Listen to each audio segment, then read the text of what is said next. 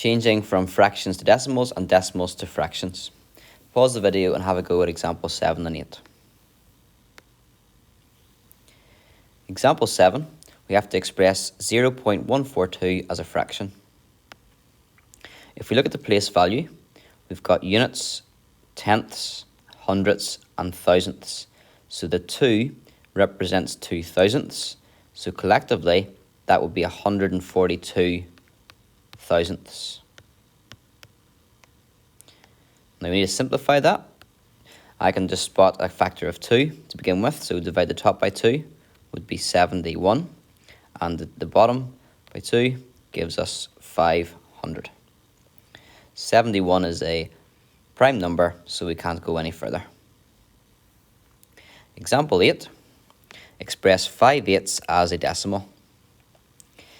If the denominator fits into 100, you could try to scale it up, multiply the fraction top and bottom by a certain number to get out of 100. However, 8 doesn't divide into 100, so we can't use that technique. We have to actually just get the 5 and divide it by 8.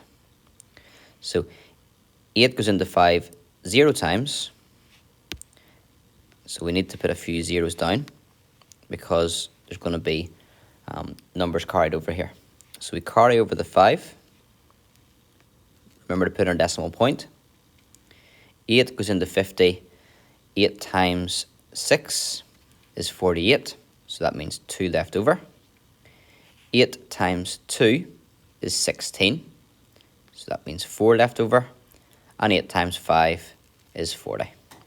So 5/8 as a decimal is 0.625. And remember, if you're reading 5/8, that means 5 divided by 8. You're dividing by the denominator.